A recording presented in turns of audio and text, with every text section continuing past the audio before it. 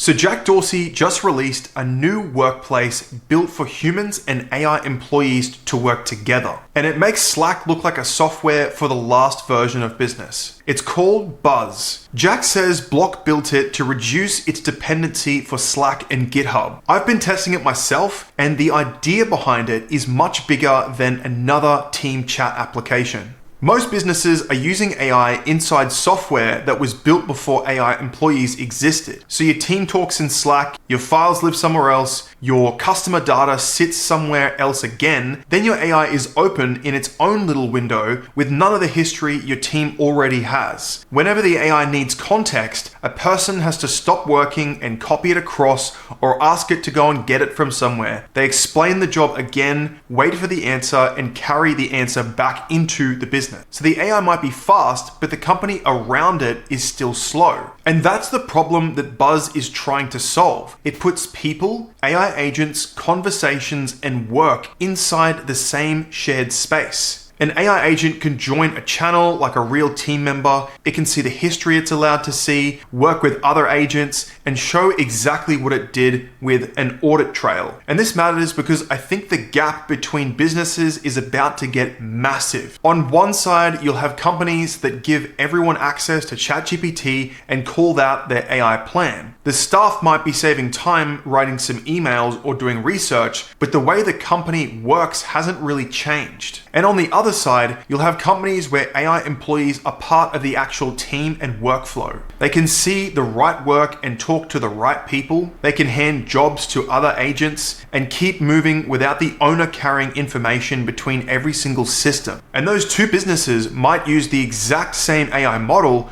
but they're not going to get the same result. And Block, which is the company that built Buzz, explains this in a really simple way. The models can do the work now. The harder part is giving people and agents somewhere to do that work together. That has been my experience as well. Giving an AI employee a better model can help sometimes, but it doesn't fix a broken setup. Because if the AI can't see the conversation and doesn't know what changed and has no safe place to work with the team, it still needs a person to watch it. Think about one lead coming into a normal business.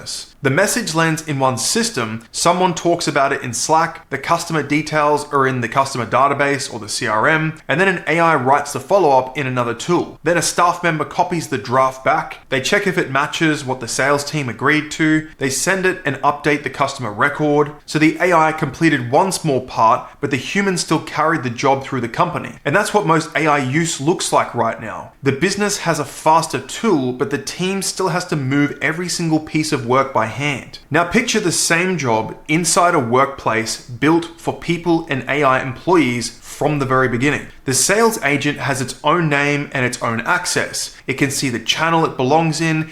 It knows what the team decided. It can prepare the follow-up, ask a person when a real choice is needed, and leave clear records of what happened, i.e. the audit trail. The person stays in control, but they stop being the copy and paste layer between every single tool. That change sounds small until you apply it to hundreds of jobs that you do every single week. The AI can keep the work moving whilst the team steps in for the parts that need care, taste, or real decisions. And this is where speed starts to compound. You aren't only making one task faster, you're removing the weight between tasks across hundreds, if not thousands or more of different tasks that happen in the business. So Buzz is interesting because it's trying to build that whole idea into the workplace itself. Every person and every agent has its own identity. The work is tied back to whoever did it, and the agents can use different AI models so the company isn't locked into one model maker. And the software is also open source, which means people can inspect the code.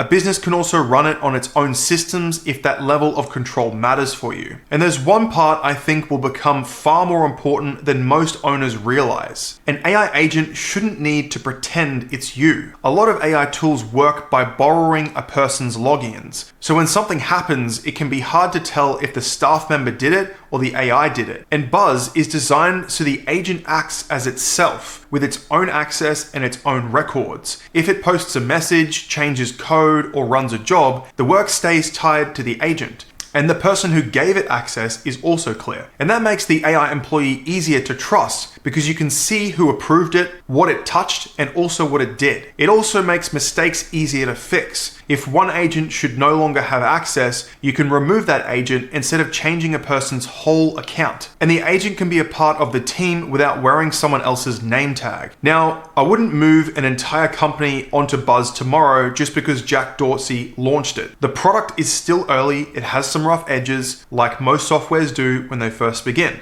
A lot of what it does today is made for software teams, and some parts are still being built. Buzz also doesn't prove that every company should leave Slack. It also doesn't prove that putting agents in a shared room will fix a bad process. And it doesn't remove the need for a person when money, customers, or real risk are involved. But I do think it shows where business software is heading. The next group of workplace tools won't treat AI like a chatbot sitting off to the side. AI employees will sit inside the same place where people talk, decide, and also get work done. And even if Buzz doesn't become the clear winner, the idea is hard to ignore. So the useful question for a founder isn't whether Buzz beats Slack this month. The question is whether your company is still making humans carry information between every AI tool, or whether your AI employees can join in on the work. So start with one real job in your business. It could be one sales lead, one support issue, or one bill that needs chasing. Follow that job from start to finish and document it. Then watch how many times a person has to copy the same facts into another tool, and watch how often AI has to be told what the team already knows. I'd also watch where the work stops because the AI can't ask the right person or show what it's done. Then ask 4 simple questions. Can the AI see the history it needs without seeing everything? Can it work under its own name? Can a person step in when a real decision is needed? And can you look back later and see what actually happened, i.e. your audit trail? If the answer is no, then buying another AI tool probably won't close this gap for you. You'll just add another window for your team to have to manage. The better move here is to fix one job from end to end. Give the AI the right place to work and the right amount of access and a clear point where a person takes over. Then measure whether the whole job got faster. And don't stop at how quickly the AI wrote one message. Check if the customer got the right result or your business got the right result, and if the team had to clean anything up later. Now look, to close off here, Buzz may or may not win, but I think the idea behind it is the right move. The businesses that build a real workplace for people and AI employees will move faster than the businesses that keep adding AI to software built for teams of humans. And that gap is going to become very hard to close if you don't keep up. Guys, I hope you got some value out of this. This is definitely something to watch out for in this space, and I hope that this helped to shift your perspective on how you should approach AI. And if you'd love to learn about how to implement AI practically into your business, then I'll leave a link to the Founder AI community below